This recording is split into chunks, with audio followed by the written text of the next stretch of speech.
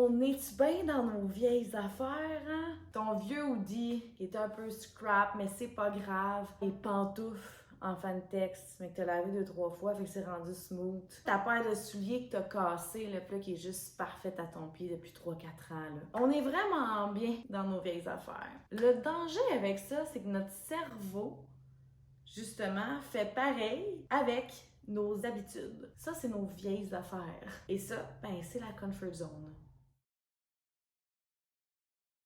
Le danger de la comfort zone, c'est quoi? Tu sais, nos vieilles affaires, on est bien là-dedans, ça amène justement un confort, c'est relaxant, c'est du déjà vu, c'est du connu, c'est réconfortant. C'est réconfortant. La comfort zone, c'est la même chose. C'est des liens qu'on fait dans notre cerveau de trucs qu'on a déjà vus, fait que notre cerveau reconnaît, puis il fait OK, ça, je connais ça. Donc, si je connais ça, je sais comment réagir, j'ai déjà des moyens de défense par rapport à ça, donc, I'm good. Je m'en vais là. Fait que peu importe si c'est positif ou négatif, la zone de confort est là pour nous réconforter justement. Fait que c'est notre cerveau qui reconnaît, qui fait des liens, puis qui décide de rester dans cette situation-là parce que c'est pas anxiogène. Tandis que quelque chose de complètement nouveau, même si c'est bon pour nous, ça peut être vraiment anxiogène parce que notre cerveau, il a aucune idée de c'est quoi. Nous, on le sait pas. Notre système nerveux fait inconnu. Et l'être humain, l'ego, aime pas vraiment ça, l'inconnu. Tandis que l'âme est comme yeah, de l'inconnu! Mais quand on est dans un mood un petit peu plus stressé, la vie quotidienne, ça ne nous tente pas tout le temps. Il y a du monde pourtant qui aime vraiment ça, qui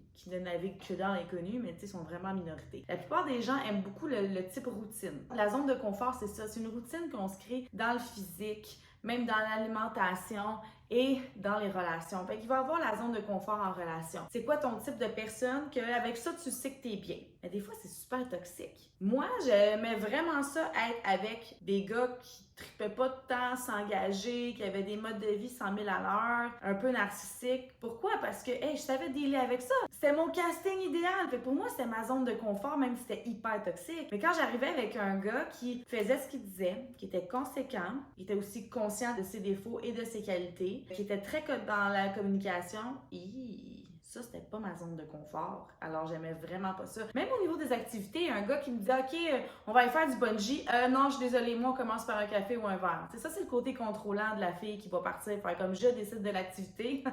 Ça me tente pas, ton bungee. Ouais, mais ça te sort de la zone de confort, pourquoi pas? Pourquoi pas? Hein? Parce que finalement, dans une zone de confort, t'évolues pas. Tu restes toujours dans les mêmes affaires. À la limite, tu te castres toi-même. C'est ça que tu es en train de faire.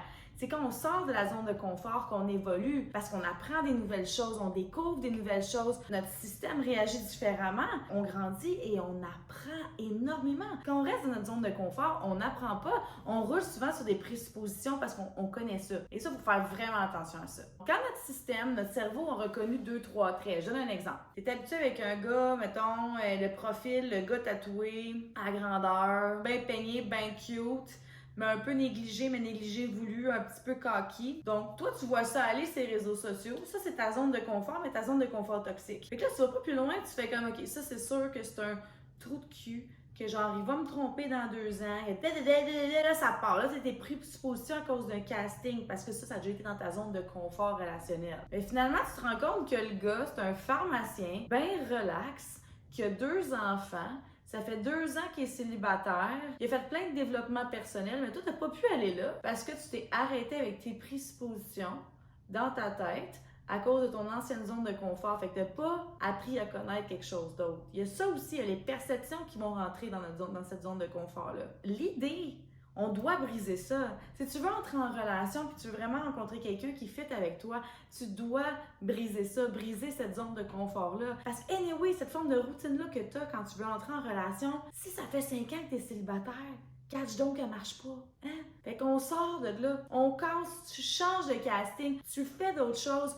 Tu essaies d'être déstabilisé un peu pour apprendre aussi à te connaître. Ça peut être vraiment intéressant. Tu risques d'avoir des super de belles surprises à faire ça.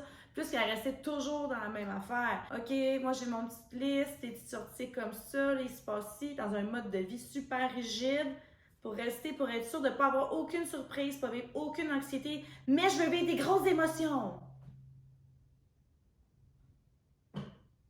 Si tu veux vivre des grosses émotions, ça va avec tout. Tu peux pas décider que tu vas vivre des grosses émotions si tu t'en vas dans une petite comfort zone. Non. Tes petites pantoufles en Fantex que tu as lavé 300 fois, là, ben ça me surprendrait qu'ils te fassent vraiment vivre des grandes émotions. Hein? Ils vont faire vivre l'émotion de « c'est réconfortant ». Casse-la, cette zone de confort-là. Let's go. Tu m'en donneras des nouvelles, tu vas voir, ça risque d'être assez gratifiant puis vraiment intéressant à vivre. C'est réconfortant. Sur ce, manquez pas célibataire en bout. Non. Manquez pas célibataire à bout. Célibataire en bout. Caroline, hein? Il y en a bout à bout des célibataires. Ah, je me fais rire, moi, des fois. Fait que manquez pas ça, c'est à Canal Vie à 20h30. Et la série est déjà bientôt finie. Les filles sont géniales. Vous pouvez me suivre sur les réseaux, fait que Facebook, Instagram, je suis là-dessus, des programmations toutes les semaines. Sur la chaîne, justement, La Coach Jetway, abonne-toi, écris un commentaire, partage le contenu, c'est comme ça qu'on se fait connaître. Puis, mon site internet, tu peux toujours prendre rendez-vous avec moi en PNL, coaching de séduction ou même en soins énergétiques. Moi, passez une belle semaine!